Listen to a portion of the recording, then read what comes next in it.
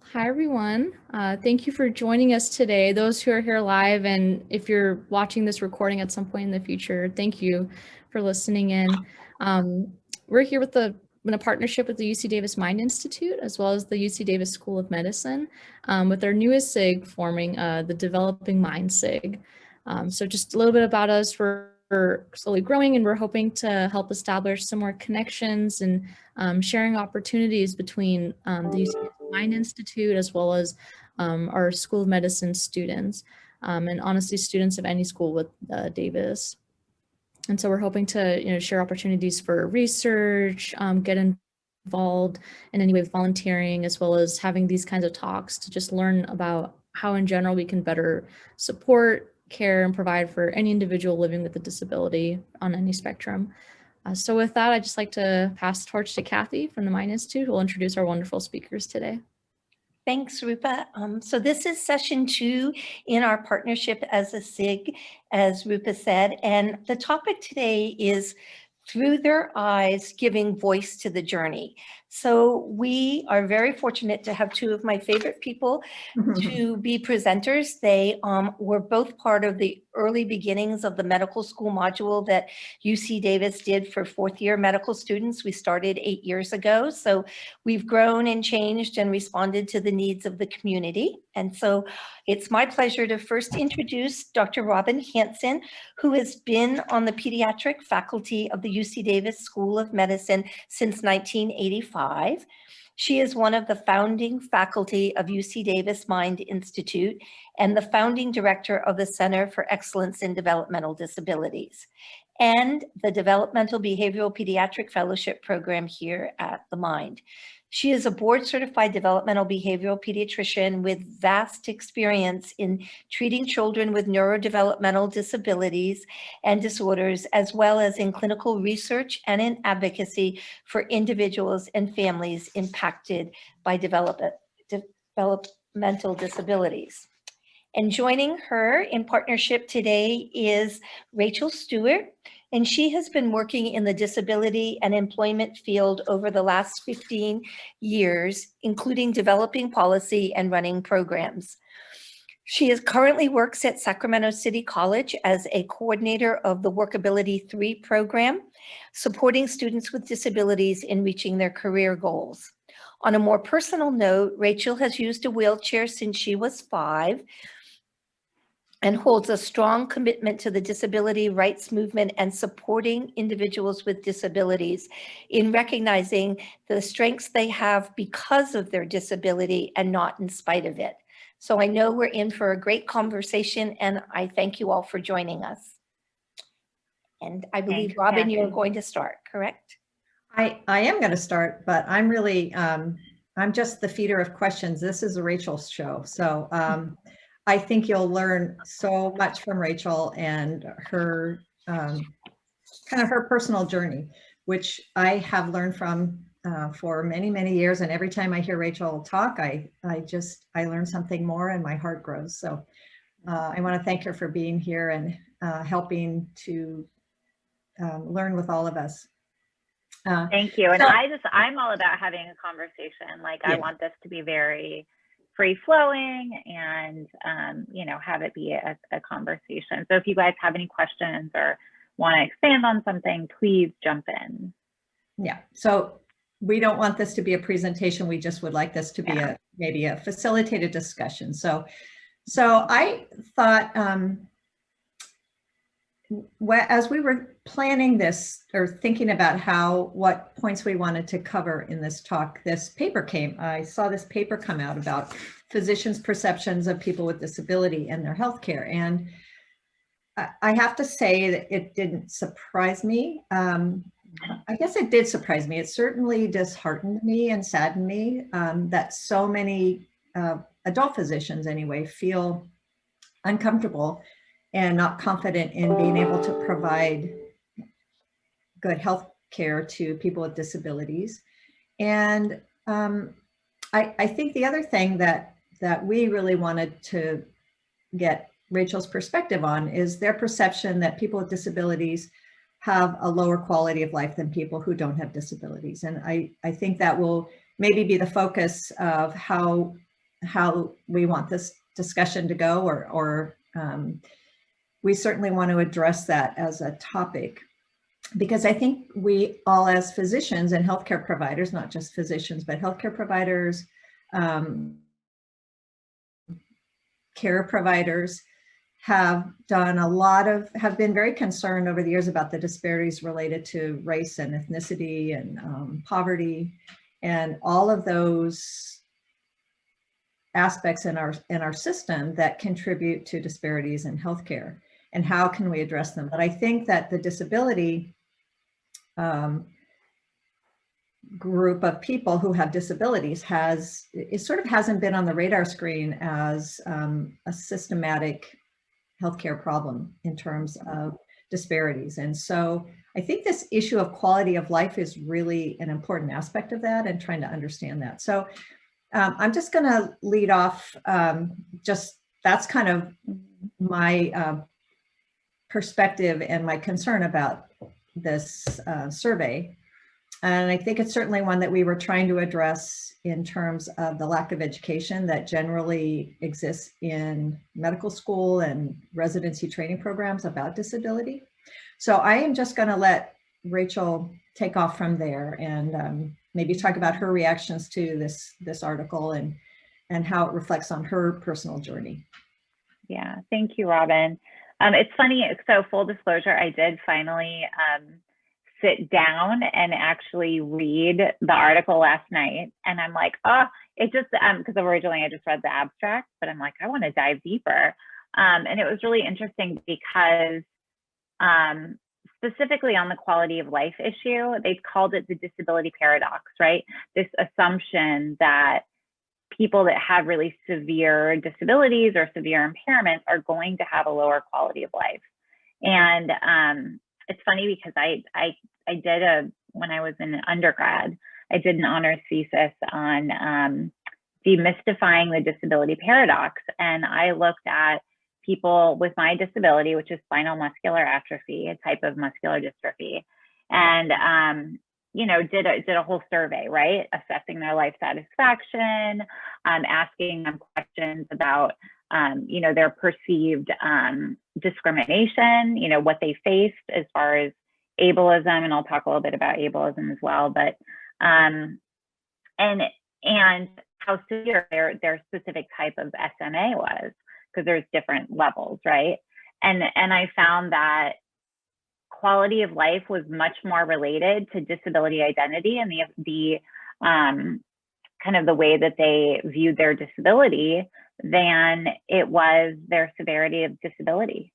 So I think it's just very interesting, and it's something that in my work with students that I really like doing is, you know, talking to them about how they feel about their disability, because we all, including doctors, grow up in a society that doesn't look to, doesn't view disability as a positive thing.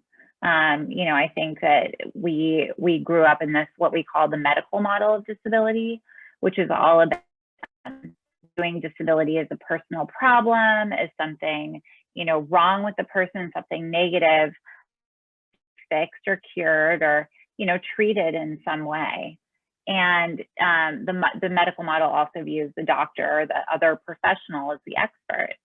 And I think, you know, we all grow up in a world that the representation of disability is not positive, right? If you think about representation in the media, we look at these, you know, pitiful, you know, there's lots of pity themes, there's lots of helping, oh, that poor person, or, you know, people that are asexual or whatever. I mean, there's all these different ways that we view disability.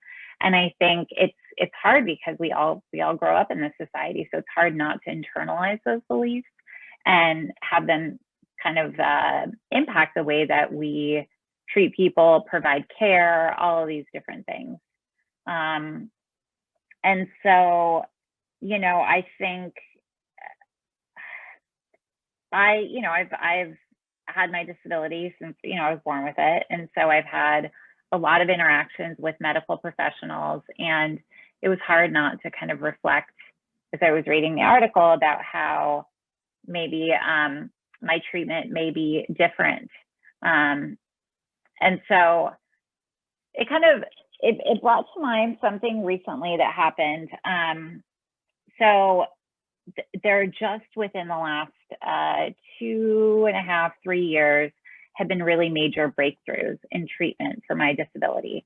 The first one is called Spinraza, and it basically has to be injected into your spinal fluid, right? So it's got to go into your CSF, and people, and it allows somebody to stop the progression of their SMA, or even maybe get a little bit of strength. And for me, I've always been okay with my disability. I've accepted it. It's a part of who I am. It's part of my career. It's made me who I am today. I view it as something in a very positive light. And so it was really a hard decision for me to decide whether or not to take on these treatments. But, I married, and my wife was like, I really want you to be around for a long time. I don't want to worry about you getting pneumonia or, God forbid, COVID, right? Knock on wood. But, I think that, for her, it was like a potential prolonging of life. And so it was not an easy decision. Also, to complicate matters, I have severe scoliosis. So when I was in 6th grade, I had a spinal fusion. So, like when trying to get an injection into CSF, when you have a spinal fusion, you have to get very creative. And so I had no open window. So they had to go transverse. And again, this was an interventional radiologist that got involved. And so they had to inject me through my side, in between my hip and the bottom of my rib cage, to get into my CSF. So needless to say, it was a very complicated procedure. The doctor, who, I think was well-meaning, he had a line of people with SMA that were there that particular day, because the way that they had set it up, all of these patients got treated the same day. And so I think I was like one of the last people to get treated. And I was on the table. They were doing, it wasn't CT guided. It was like fluoroscopy, I believe, fluoroscopy or whatever. And so anyway, long story short, the interventional radiologist was really struggling. I was sedated, but I was very much awake. I was on that table for an hour and a half. He poked me, I believe it was like 13 times, I read in the notes. I was experiencing like severe pain throughout the entire time. And I was honestly ready to give up, but he was like, I'm almost there, I'm almost there. And, long story short, I had a really bad reaction after that whole procedure. And so that was about 2 years ago. I still have like complete numbness in my right leg, nerve pain, like it's really bad. Like I had long lasting effects. And, I think in my thought is that doctor believed that this was kind of like my last hope. This was what I was hoping would be the solution to all of my problems, right? When in reality, like, no, it wasn't. And for me, it was something that would potentially, it could have the possibility of giving me some increased strength and stopping progression, but, it wasn't the end all be all for me. And I would have much rather not had long lasting nerve pain. And I can't help but think, if this was somebody who didn't have a disability, who was able-bodied, would the doctor go to that length? I don't know. I mean, I don't think so, in all honesty. And so for me, I ended up worse off after this procedure. And I was actually hospitalized because I had meningitis-like symptoms. Like it was really bad. And so, yeah, so I was really reflecting on that, and like quality of care, and how our views, our societal views of disability can impact the way that we treat people. And I think it's all about, reframing that and recognizing that disability isn't always a bad thing. And yes, there are things about my disability that really suck. I wish I could, you know, easily get myself on the toilet or whatever, like that would be nice. But what would be really great is having personal care attendants that were available to me whenever I needed them, that were paid adequately, you know, like all of these external things in the environment that really aren't a problem with me, but that are more a problem with our system or a problem with our attitudes or views about disability. And I think that's kind of what we call the social model of disability, is that the problems of disability is just a neutral thing, right? It's just natural, normal human variation. And that the problems of our disability come not from an internal issue, but it's more about our societal external environment. And so it's, you know, negative attitudes and stereotypes. It's, you know, inadequate services, not having accommodations, not having accessible exam tables, not having, you know, a lift available to get somebody easily onto an exam table. So yeah, so that's kind of like, for me, when I was going through school and I started taking classes in disability studies and learning about these ways that we can view disability, it really opened my eyes and like changed how I felt about myself, because I had previously internalized these views. I always knew I was different. I always felt, you know, just kind of like different. I was always trying to find where I belonged. And, you know, so I had internalized some of these negative views of disability, which we call like internalized ableism. And so learning about the social model, learning that disability was not a problem within myself, really just kind of like, I don't know, there was this like switch in my mind that, you know, I suddenly was somebody who was very proud of my disability and the strengths that I have because of it. Like, you know, Kathy mentioned in my bio, it's like my favorite quote is like, you know, what are those strengths we have because of our disability and not in spite of it? So yeah, that's something I like to talk about a lot, but sorry, I was just rambling a whole lot, but hopefully it was on topic. You were totally on topic.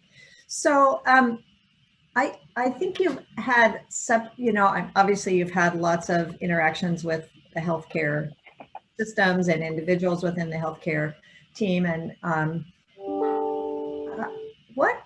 what do you see as the qualities that, not just for people with disabilities, but I think they're the qualities that we'd like to see, everybody would like to have in their physician, but I think most especially, and I guess the qualities that I think many physicians and healthcare providers more broadly who haven't had much exposure to people with disabilities.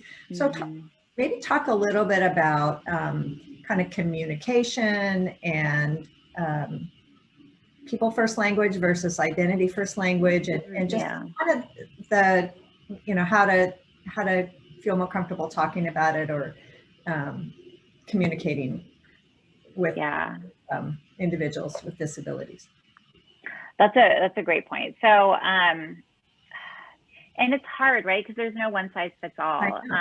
And you just mentioned that, right? About people first language. So using people with disabilities, the person first, versus identity first, like disabled person. And I think, you know, generally the PC term is people first language. I have no problem with either. I do believe in identity first language, because for me, my disability is a very important part of my identity. And so, and there are also some people that are uncomfortable with using the term disability.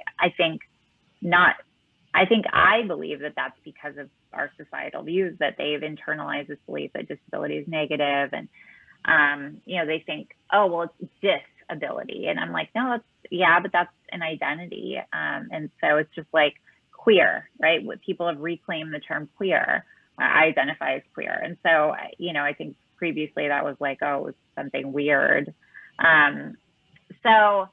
Yeah, I mean, language is not a one size fits all. I would say I agree with you, Robin, that I think people first is generally the way to go if you're having a conversation. But I think the most important thing in communication with a doctor is that, in my view, is having a doctor that really listens to me and trusts me and my experience in living with a disability. And again, not everybody is going to be at my stage, but I think people just want to be heard, you know?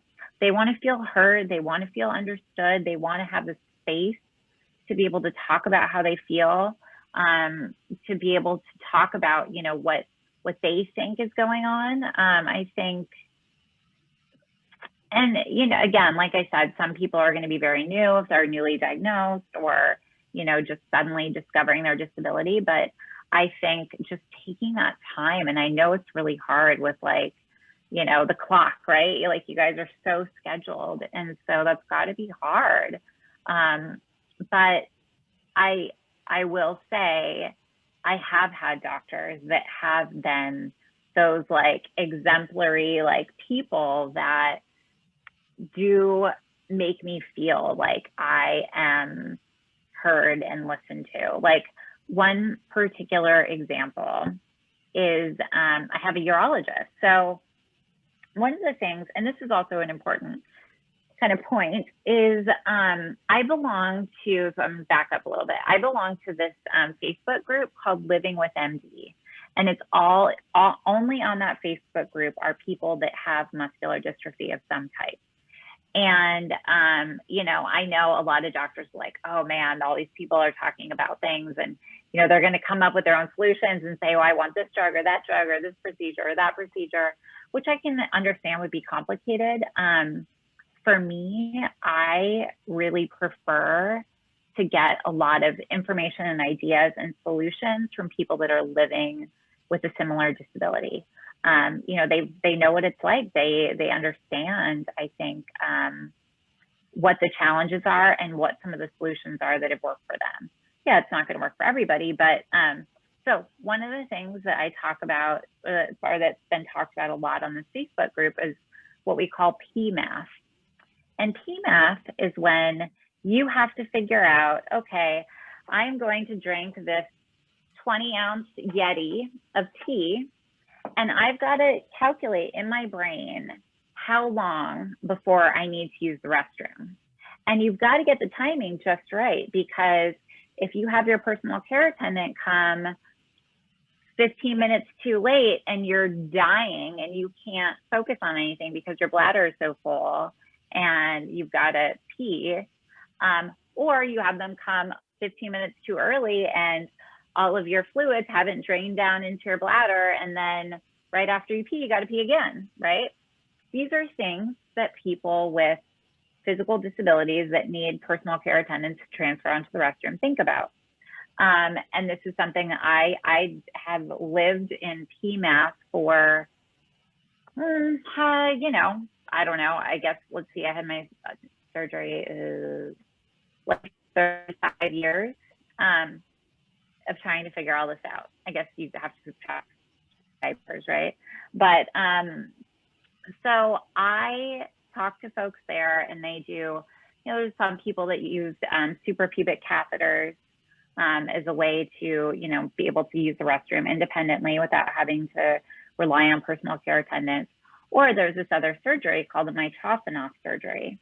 And Mitrophanoff is like amazing. So what the doctor does, the urologist does, is they take your appendix, they detach it, they leave the blood supply attached to it, and then they use your appendix as a conduit or a channel between your belly button and your bladder. And the way that they do that, they attach it just right so that ideally the urine stays in there until you stick a catheter, an intermittent catheter, into your belly button, drain your bladder directly into the toilet, and then you can take out the catheter, throw it away. And that's a way that you can use the restroom independently and not have to have an SPC or suprapubic catheter where you have to change it. So anyway, I decided to move forward with trying to get this procedure done. And my urologist is just like a big nerd who loves doing these procedures and got really excited when I started talking about it. And, really talked through, this is a major surgery. This is five weeks of recovery that you'd be out of work. And, he took the time to listen to me about the fact that I do work, which is shocking for a lot of doctors that I talk to. They're really surprised to see somebody roll in with a power wheelchair and work full time. Anyway, so my urologist and I talked a lot about SPC versus Mitrophanoff and decided to go forward with Mitrophanoff. But this doctor is like somebody that just really took the time to listen to me, make me feel heard, not feel rushed. And I don't know how he does this. I don't know how he made it happen, but I mean, I would be in there asking him question after question for like an hour. And so, he was amazing. He ended up leaving for a sabbatical, and like, I cried with him. We both cried together. I'm like, you changed my life, Dr. Anderson. Like, just like really an amazing human. Yeah. So that was a long-winded story about my doctor, who I love. Well, good. Hopefully he or she's back from sabbatical. He is. Thank God. Okay, good. Any questions so far from anybody else? I can keep asking Rachel questions.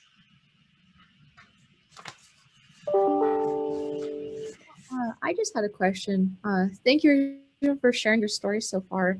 I guess, like right now in school, like as first year students, we're learning, okay, take the history of a patient, do an interview, physical exam, all that stuff. And usually it's like, okay, you want to do it within 20, maybe 25 minutes at most. So when you're talking about doing your urologist and how it didn't feel rushed, was it actually within like a 25-minute period, or did he really just share like, like half an hour, an hour? Like how did that work? Yeah, I mean, that's a really good question.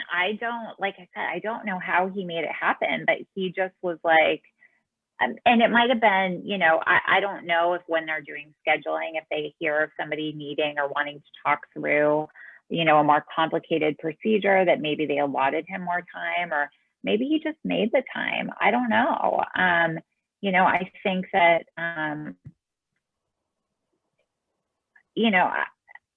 I think especially when you have people that have really complicated medical histories and a lot of maybe new information, I think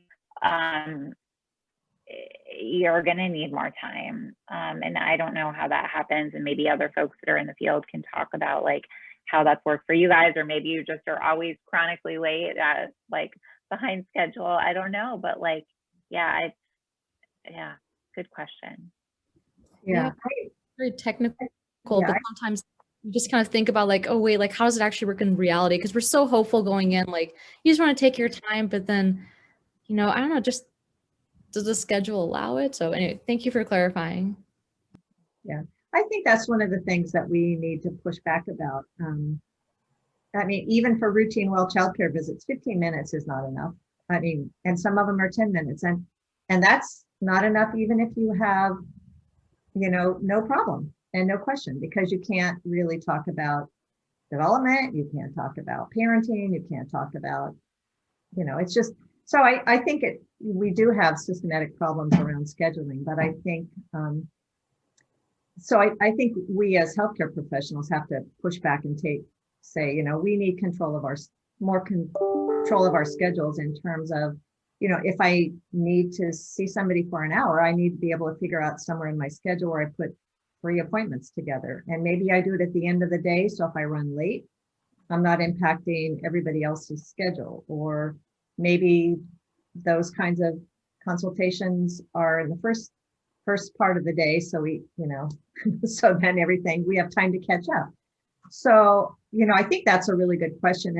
And I think we as healthcare professionals haven't pushed back enough. We've just kind of said, okay, we'll make it work. And it doesn't work for anybody. It doesn't work for us, and it doesn't work for the patients. And I think one of the frustrations about medical education, I probably shouldn't get on this high horse, but is, if we really believe in shared decision making and good patient doctor communication and relationship building, then you can't expect that to happen in 10 minutes.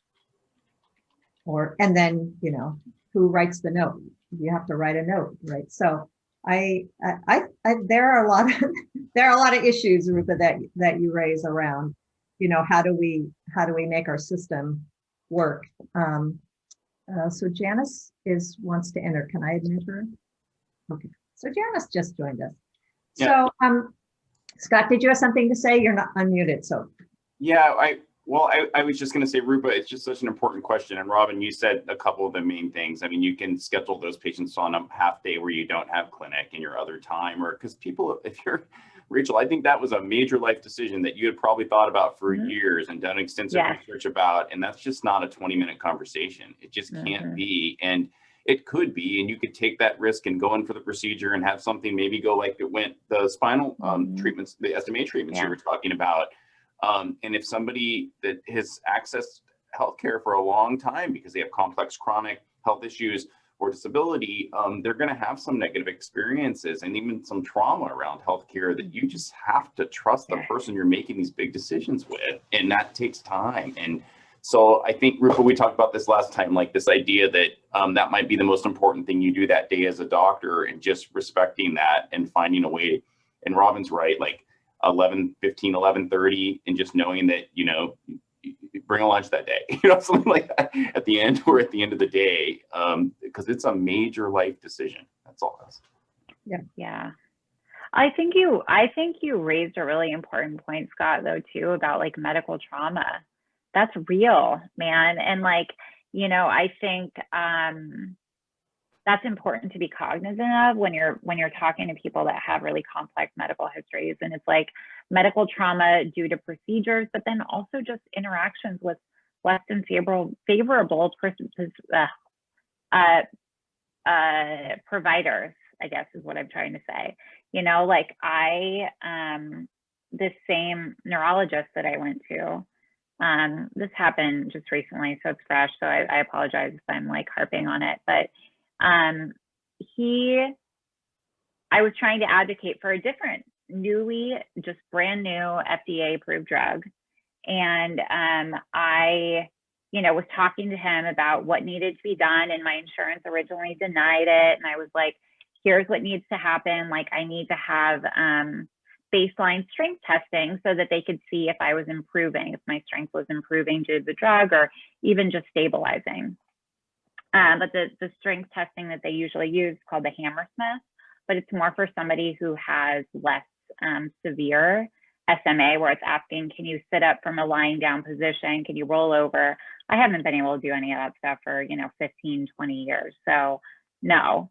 And so I was advocating with him and saying, hey, you know, I had somebody from the drug company that was kind of walking me through how to get this approved. And I talked to him about that. And I talked to his nurse about that at length.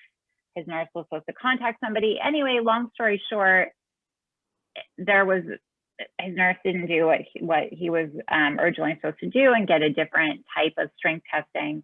And my doctor told me I was a poor communicator, like said it in exactly those words. He's like, well, maybe you're not a good communicator. And I was like, well, like my wife was in the room with me, and like, I couldn't believe that he said that to me, because I'm like, are you kidding me? Like I make a living based on communication. Like I am a doctorate student. Like you cannot tell me I'm a poor communicator. I was just like shocked. And, you know, I think it's just, you know, it's all about respect. And I think that sometimes you're going to encounter people that have interacted with professionals that don't respect them. And it's not just doctors, right? I mean, there's plenty of other people, there's plenty of other service providers or whoever that folks are working with that just, they have this belief that people with disabilities are incapable. And it's not just people like me, you know, it's like there's plenty of other people that even maybe face even more significant discrimination, like somebody with an intellectual disability or with autism, you know. It's I think they probably face that even more. And I think we need to respect and trust people and what they have to say. So anyway, sorry about that venting session, but that was just really fresh and really kind of shocking. So Rachel, can you talk a little bit more about the concept of ableism and then maybe blend into kind of the intersectionality between, disparities regarding race and ethnicity to parallels with disability? Yeah. And identity, just thinking about identity. Yeah, sure. So, if you think about ableism, it's kind of like racism, but for people with disabilities, and looking at, discrimination and prejudice against people with disabilities. And, I think a lot of this comes from, the medical model and our traditional way of viewing disability that, it's a lesser than. It's not like when you look at the human hierarchy, disability is at the bottom, people without disabilities are at the top. And then there's, depending upon what type of disability you have, maybe you fall somewhere along, the middle portions as far as how much ableism you experience. And then, another thing that I think about and I'm kind of doing a lot of research on is like looking at intersectionality. And intersectionality is like, let's say, I'll use myself as an example, but like I am somebody who is a woman, I am queer, I have a disability, so those are kind of my three different types of identities, and those things may intersect and change the way that I am perceived by the world depending upon what situation I'm in. And so, think about somebody who is Black, maybe they have ASD and they're a man.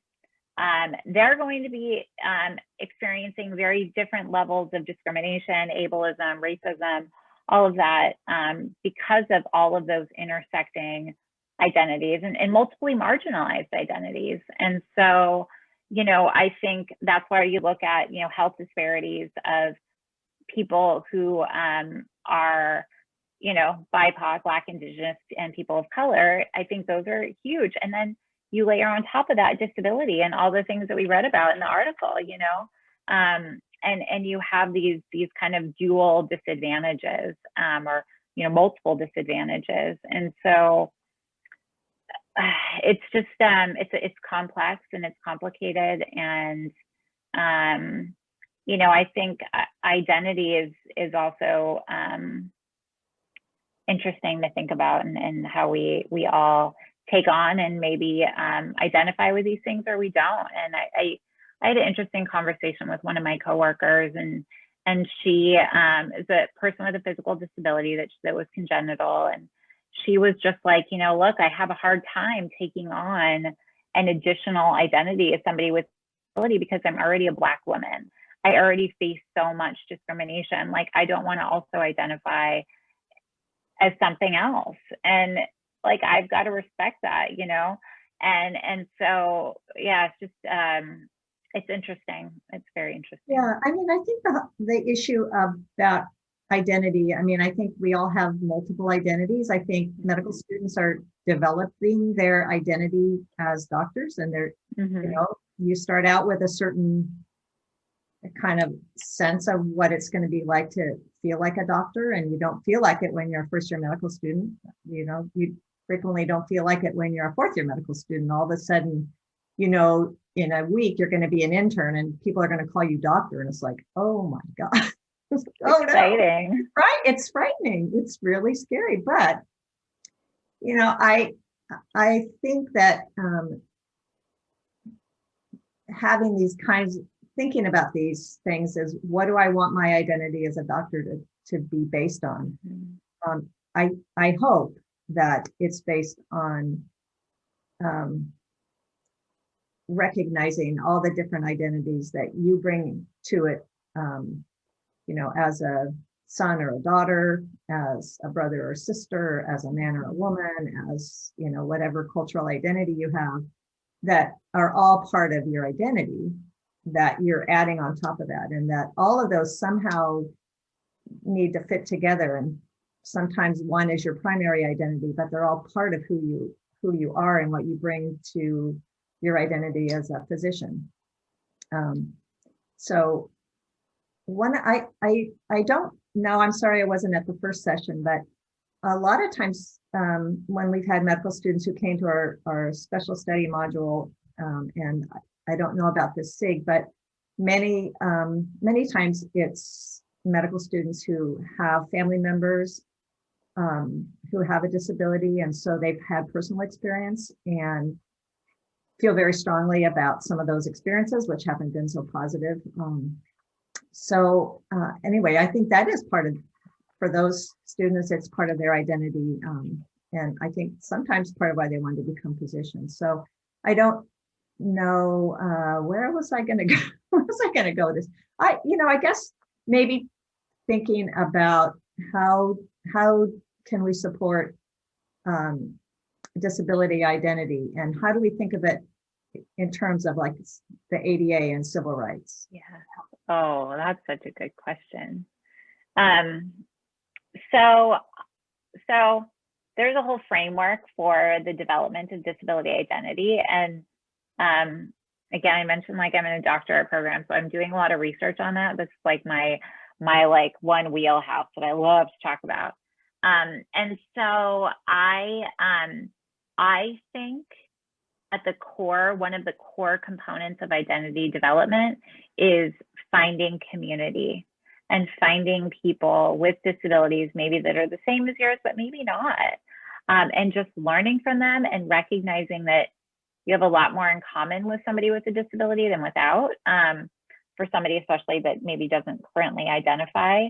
That's how I found my community, and that's how I found my identity, was going to school. I went to UC Berkeley. I like to say the mothership of people with disabilities landed there. It's where the whole disability rights movement started. And so, going to school there, I was around other people with disabilities. And before that, I was very embarrassed of being a person with a disability, very ashamed, very uncomfortable.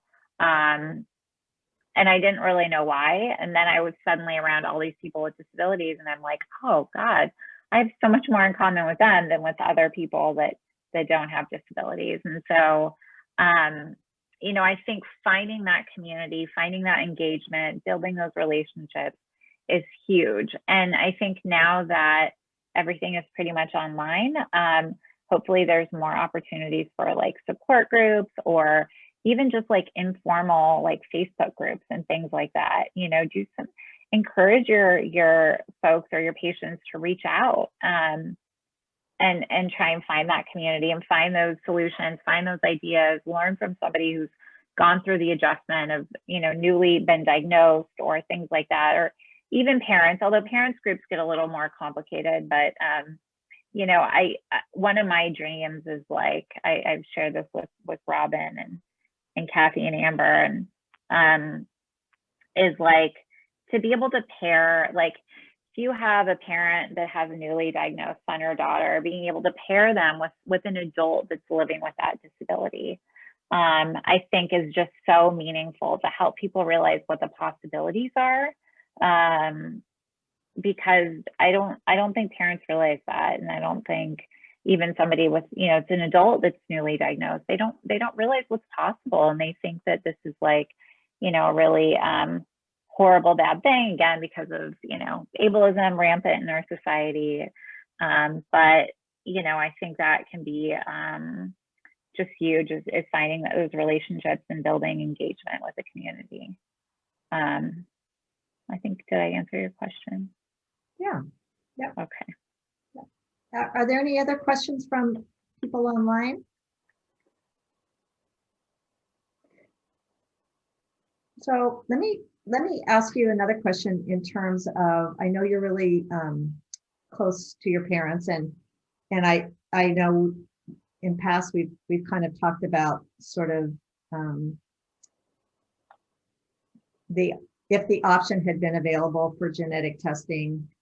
Oh yeah. How your life might have been pretty different, but we could talk about that. But the other thing I've been thinking about is, how your parents sense of your identity has changed over your, as you've developed your own identity, and kind of how that integrates into your relationship and sort of their own identities? Mm-hmm. Oh, that's a deep question, Robin. Okay, so let me think about this. So no, I just got it. Like I'm like processing it because I don't think I've ever thought about that. So I remember when my parents were pretty, they were really great about giving me a lot of freedom, about, giving me a lot of independent skills. And so, I think they were really strong advocates. My mom was like the strongest advocate. And I think a big part of why I am a strong advocate today is because of her. And so I think that I remember, though, when I was first taking disability studies classes in my undergrad, that and I would talk to my parents about the telethon. So I used to be a poster child for the Jerry Lewis telethons. And I remember going, we lived in the Bay Area, and I remember driving to the KTVU studios in Oakland, and there would be all these protesters, all these people with disabilities outside. And this is like the 80s, early 90s.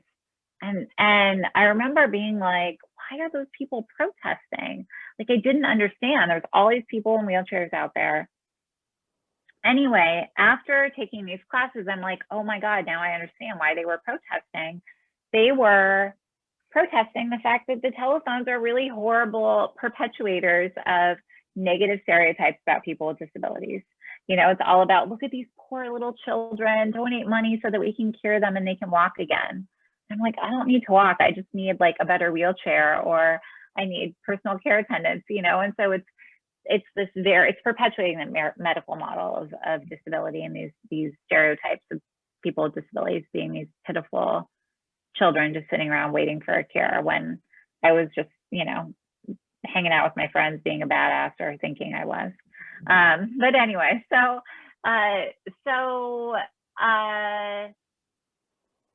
fast forward to taking disability studies classes and realizing all of this, and talking to my parents about why I felt like they were, bad things. And we kind of butted heads a lot about it.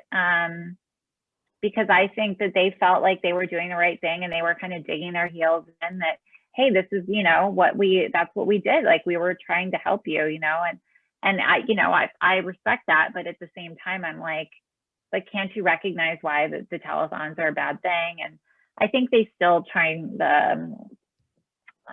I don't know. I think my parents are still trying to wrap their heads around what all of it means, and what it means. And I know they're very proud of me, and I know that they've heard me talk about things like this. But yeah, it's hard. But I think that they're coming around. I think that they realize it. They joke with me now about it. I actually just bought my mom a book too, called Disability Visibility. And it's like all these first-person stories of people with disabilities. And so my mom's been reading that. So I think, they're kind of changing and growing too. Well, I'm sorry that when I was looking at your slides from the last 3-hour talk that you gave us, or discussion that we had a lot more time.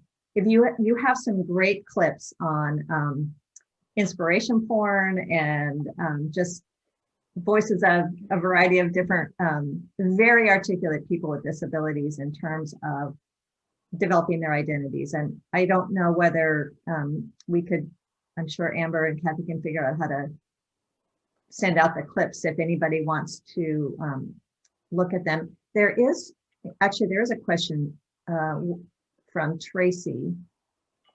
What are your thoughts on disabilities representation in television media and how it's progressed? Great question.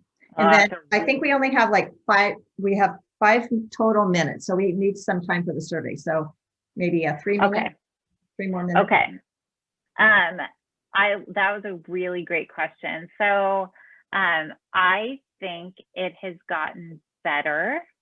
It's not perfect, but it's gotten better. So I think you think back all the way to, like, you know, Christmas Carol and Tiny Tim character, right? Very much like this poor, pitiful, you know, child who dies.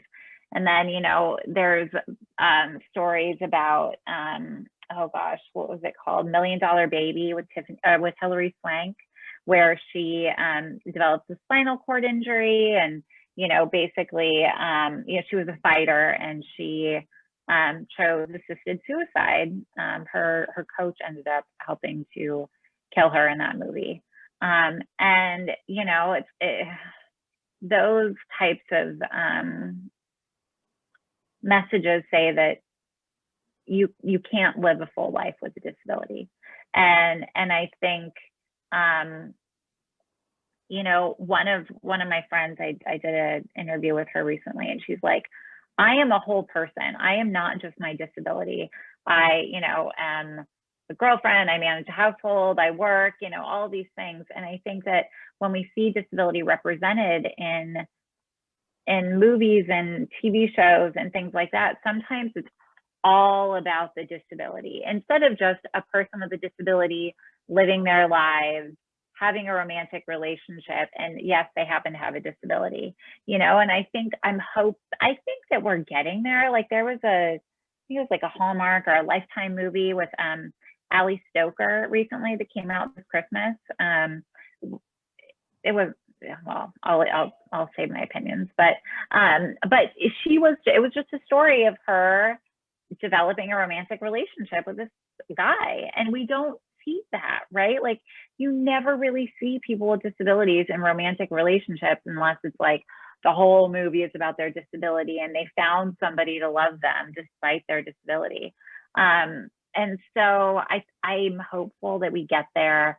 I think we have a lot more of a push for representation, and having people that actually live with those disabilities play people with those disabilities, as opposed to an able-bodied actor pretending to have a disability. And I think especially when you look at representations of autism, ooh, it's like, you know, very uncomfortable. And there are plenty of disabled actors out there. So I'm hopeful that we'll get to a better place, but I think it's getting better.